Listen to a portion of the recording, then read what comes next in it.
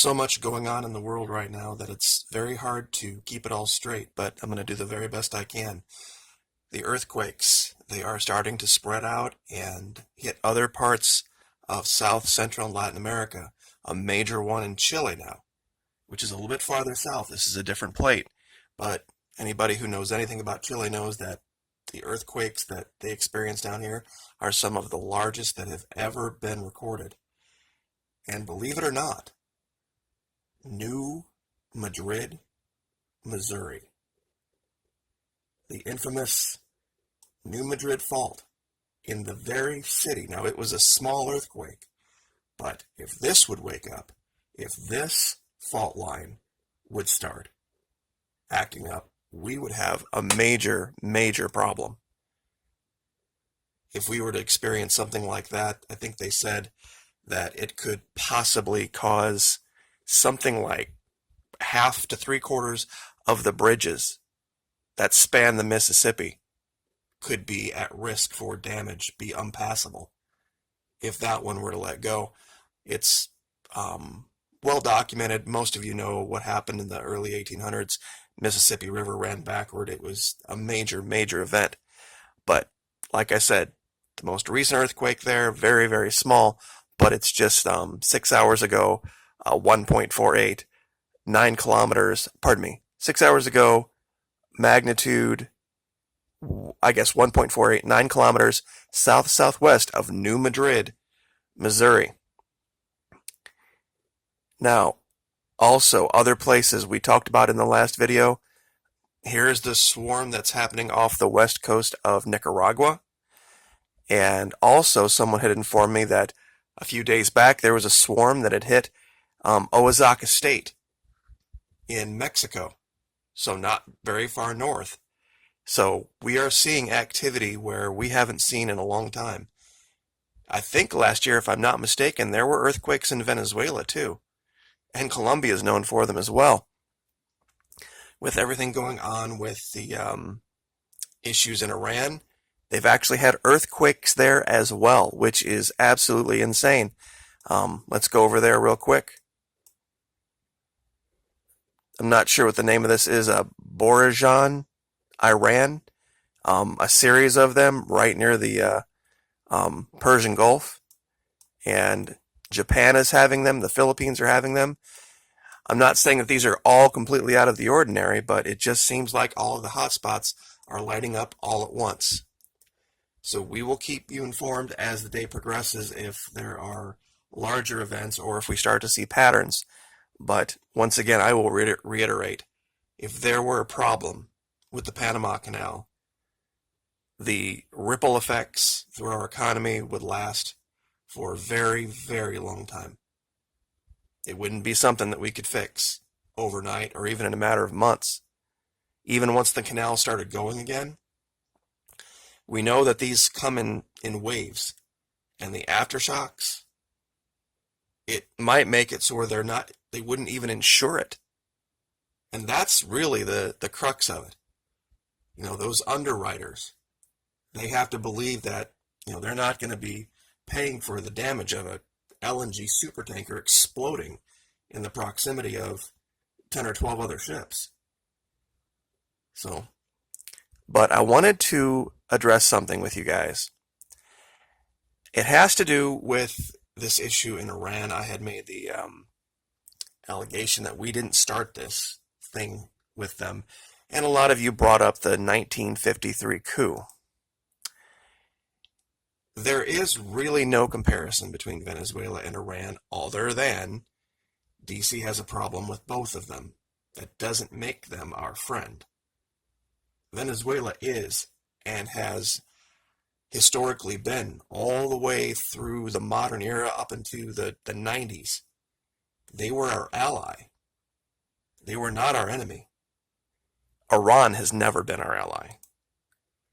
And a lot of you were bemoaning the deposition of Mohammad Mossadegh, the guy that allegedly the CIA overthrew. Well, I'll tell you what, guys, I'm not shedding any tears over this guy.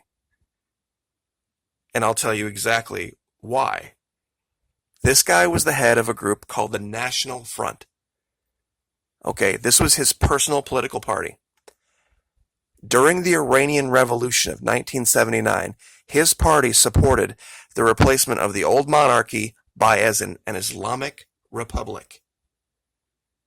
That's right. He supported the Ayatollah. You see, his group had within it a bunch of bickering, and there were two groups that were vying for power. One that were basically secular liberals, progressives, the what's the word that we've open society guys?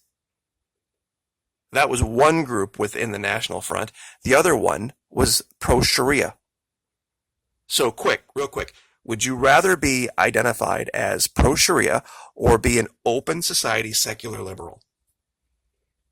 I'm sure a lot of you are out there like, I don't want to be identified as either. Yes, right. Ding, ding, ding, ding, ding, ding, ding. You just nailed it. Not every enemy of my enemy is my friend. These people are evil in a way that I can't even begin to explain. So I'm going to speak to a very specific group of my audience, the women out there, about Sharia. And this is what, if Mohammed Mossadegh had remained in power, he would have had his way. Sharia would have been the law of the land. And it ended up being that way anyway. But at least from 1953 to 1979, there was 26 years of at least something like polite, decent, modern society in Iran. But ladies, do you know how they define rape in Sharia? Quote, forcible illegal sexual intercourse by a man with a woman who is not legally married to him without her free will and consent. That's right. You are property under Sharia, and you can never claim rape by your husband under Sharia. And if you think that's sick, you should see what their concept of repentance is for this. How easy it is just to walk away from these kind of crimes. Islam is a disgusting, heathen religion. And I have no problem saying it. And I'll say it as often as I have to. If it costs me my channel, it costs me my channel. Evil is evil. I'm not saying the CIA are a bunch of great guys. But once again, there's I don't think I still have that picture up. If you had to choose between the Pharaoh of Egypt and the Caesar of Rome, which would you choose? Do you think Pharaoh and Caesar got along? Absolutely not. Rome and Egypt were not friends. That didn't make one of them good and one of them bad. So I'm just saying, step back, take a breath, and think about this stuff when you start saying that, well, because we deposed blah, blah, blah in 1953, we started this blah, blah, blah. Guys, these guys that we deposed were not good guys. Sometimes in, war, even the good guys got to do bad things. Things you're not so proud of. And you don't come home with that giant warm fuzzy feeling, and you don't sit around and talk about it at dinner parties. The things that you've got to do. Sometimes you're just not given good choices. And you've got to pick this evil over here or that evil over there. Because it's war. It's just the way it is. And even in World War II, where I suppose, and I use that because it's probably the one war where people can say that they definitely could see a black and a white, a good and a bad. Look up the bombing of Dresden, the firebombing of Dresden, Germany, and the details of that, and see if you would say that it was the good guys that did that. It was a brutal, nasty thing that was done to the allies of the United States in Dresden. And, you couple that with, it's war. It's one of these things where you've just got to make the best decision at the time. And if you're going to all go back to something that happened 70 years ago to say that they're justified in doing whatever they're doing now, I suppose then you would be for reparations, wouldn't you? You would be able to go back and say, well, yep, I should give up my house and my property and my car and a good chunk of my income to some random descendant of a slave from the 1600s. That's not right. No more than it is right to say that because we deposed Mohammad Mossadegh, a pro-Sharia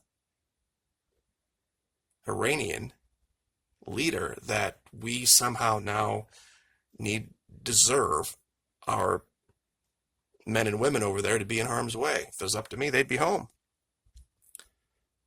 But it's not. And we just have to look at the world not through such black and white, this or that kind of eyes. I mean, just because Venezuela and Iran both have a problem with DC, or people have made speeches conflating the two, they're night and day different places. Chavez would have never, ever said that the church should play any kind of role in government. But the National Front, the socialists, so to speak, in Iran, the guy who wanted to nationalize the industry, would have been all for Sharia playing a prominent role in society. That's completely antithetical to what goes on in South America. That's what they would call in South America a right-wing value, the pro-big church movement. So anyway, I didn't mean to waste a whole bunch of time on that, but I thought it was important to clear the air on where I stand and, going forward when we're going to see all of the different events that are going to be happening in the next year, what the reality of the situation is. So anyway, but we'll definitely keep an eye on Puerto Rico, pray for these people, like, share, subscribe, and we'll see you next time.